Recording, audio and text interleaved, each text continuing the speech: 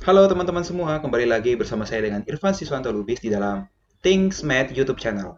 Oke, sebagai lanjutan dari dua video saya yang sebelumnya, sekarang kita akan lanjutkan ke dalam uji prasyarat untuk ANAFA 2 jalur. Jadi di dalam uji prasyarat ini hanya ada dua yang kita perlu uji ya teman-teman, yaitu yang pertama adalah uji normalitasnya, dan yang kedua adalah uji homogenitasnya.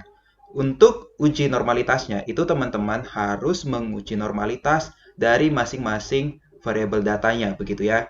Jadi, sama halnya dengan waktu kita melakukan uji deskripsi data, maka kita harus memberi 8 deskripsi data begitu ya. Maka untuk yang uji normalitas ini juga, maka kita harus menguji ke 8-8-nya data yang kita sudah punya begitu ya, dari nilai A1, A2, B1, B2 sampai yang terakhir adalah A2, B2. Nah, ke 8-8 ini kita harus uji normalitasnya dengan kriteria ujinya seperti ini. Jikalau nilai signifikansinya adalah lebih besar daripada 0,05 atau dari alfanya, maka hipotesis yang berbunyi data normal itu akan diterima. Kemudian, kalau untuk yang selanjutnya itu adalah uji homogenitasnya, itu sebenarnya untuk uji homogenitas ini, kita itu sebenarnya lakukan dengan uji bersama-sama dengan uji hipotesis seperti itu ya. Tetapi kali ini saya akan coba jelasin nanti akan lebih detail tentang homogenitas seperti itu. Untuk uji homogenitas sendiri, itu nanti kriteria uji. Kriteria ujinya adalah jikalau nilai signifikansinya adalah lebih besar daripada 0,05 atau lebih besar daripada alfanya, maka hipotesis yang berbunyi data homogen itu diterima. Seperti itu ya. Oke, sekarang kita mulai. Ini adalah data SPSS saya, begitu ya. Dan sekarang kita akan menguji normalitasnya. Untuk menguji normalitas data seperti ini, begitu ya, yang ke-8 data ini mulai dari A1 sampai A2B2, itu kita lakukan dengan uji Kolmogorov-Smirnov. Jadi itu cara melakukannya adalah klik Analyze, teman-teman. Lalu pilih Non-Parametric Test. Oke, lalu klik yang Legacy Dialogs.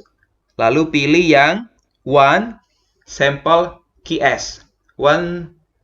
One sample KS itu maksudnya one sample Kolmogorov-Smirnov test, begitu ya.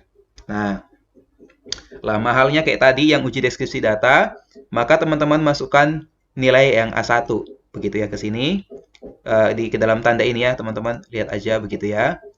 Kemudian nanti di dalam test distribution-nya itu teman-teman tinggal klik yang normal saja, begitu ya. Untuk yang exact sama option-nya tidak perlu. Oke. Sebagai bahan latihan buat teman-teman, yang akan saya tunjukkan itu adalah bagaimana melakukan uji normalitas untuk data A1, kemudian data B1, lalu data A1, B1. Nanti kalau untuk data A2, B2, lalu data A1, B2, lalu data A2, B1, dan terakhir adalah data A1, B2, teman-teman bisa lakukan secara pribadi sebagai bahan latihan begitu ya. Dan saya juga udah siapkan file Word-nya. Dan teman-teman gak usah perlu khawatir. Ke-8 data ini saya sudah uji dan semuanya tuh adalah normal seperti itu ya. Nah, nanti untuk apakah data yang latihan teman-teman sesuai dengan yang saya sudah buatkan di dalam Word-nya, nanti teman-teman bisa cek begitu ya. Oke, di sini habis sudah klik seperti ini teman-teman hanya tinggal klik OK. Nah, lalu ini data inilah hasilnya teman-teman. One sample Kolmogorov-Smirnov test untuk nilai A1. Gitu ya. Nah, lalu nanti teman-teman hanya perlu lihat nilai yang asymptote, yang signifikansinya yang two tail, yang dua tail ya, begitu ya. Ini nanti yang nilainya adalah sebesar 0,2 begitu ya. Oke, kita copy. Sekarang kita ke file Word-nya begitu ya.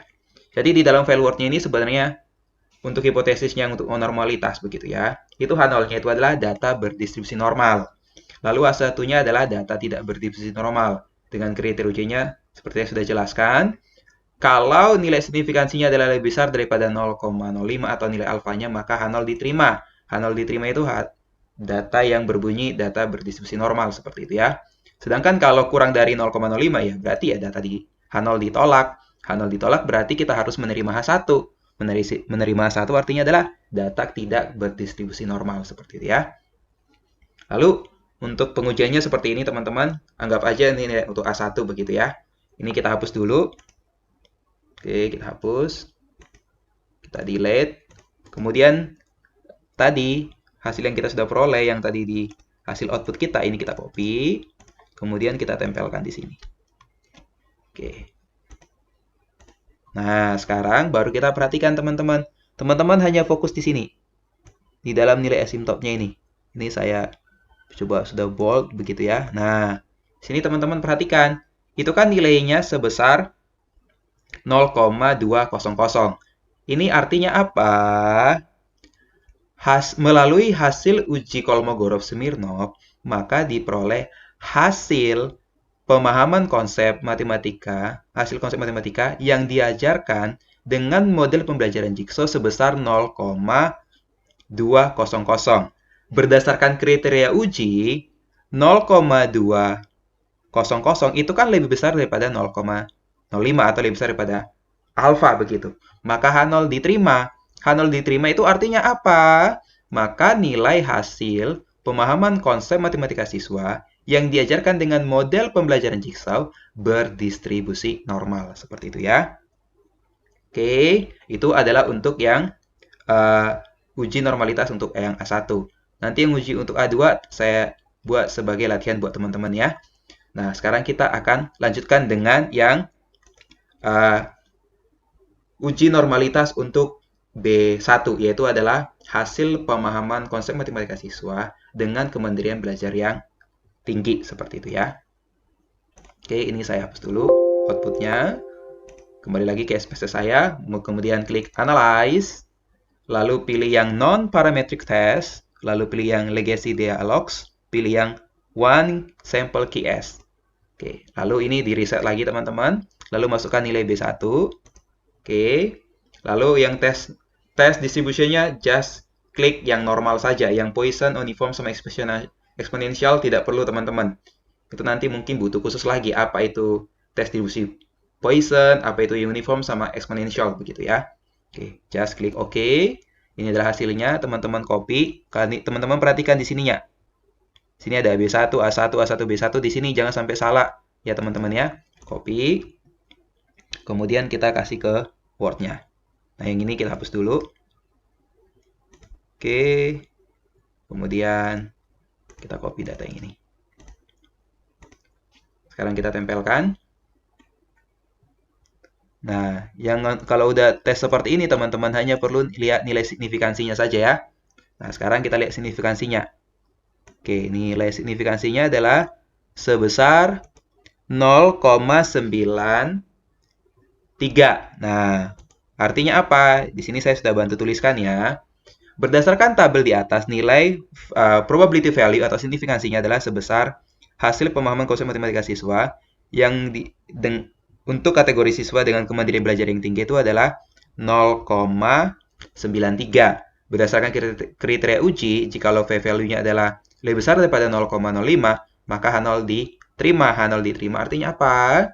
Nilai hasil pemahaman konsep matematika siswa dengan kemandirian belajar yang tinggi itu berdistribusi normal. Seperti itu ya. Teman-teman. Oke. Yang untuk B2 saya tinggal sebagai latihan. Nah, sekarang kita akan lanjutkan bagaimana untuk menguji normalitas data A1, B1. Begitu ya. Nah, ini outputnya kita hapus dulu. Lalu ininya saya hapus dulu. Begitu ya. Tabelnya. Lalu kita akan ke sini lagi ke SPSS-nya. Klik Analyze teman-teman.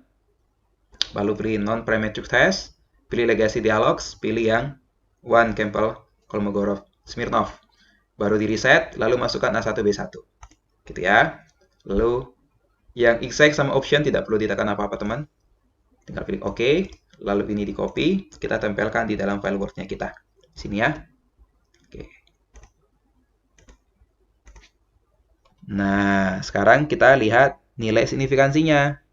Nah, ini nilai signifikansinya adalah sebesar 0,062. Berarti di sini kata-katanya adalah berdasarkan tabel di atas, nilai p-value atau probability value atau signifikansinya dari hasil normalitas pemahaman konsep matematika yang diajarkan dengan model pembelajaran Jigsaw pada siswa dengan kemandirian belajar yang tinggi adalah sebesar 0,062.